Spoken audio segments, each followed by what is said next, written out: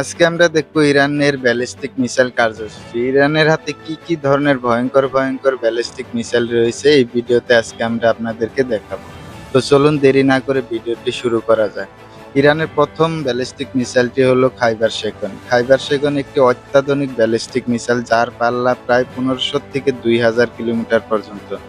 এটি অত্যন্ত দ্রুতগামী সম্পন্ন এবং যে কোনো রাডার ফাঁকি দিতে সক্ষম।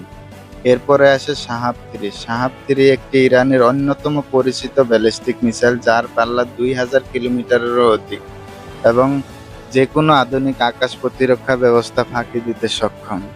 এরপরে আসে সেজিল। সেজিল একটি সলিড ফুয়েল চালিত ব্যালিস্টিক মিসাইল যার পাল্লা প্রায় 2000 থেকে 3000 কিলোমিটার পর্যন্ত।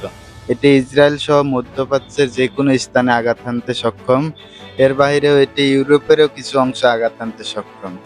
এরপরে আসে ফাতা। ফাতা হলো ইরানের প্রথম হাইপারসনিক মিসাইল যেটি প্রায় 70 থেকে 15 গুণ বেশি গতিতে আঘাত হানতে সক্ষম এবং যে কোনো আধুনিক আকাশ প্রতিরক্ষা ব্যবস্থা ভেদ করতে সক্ষম।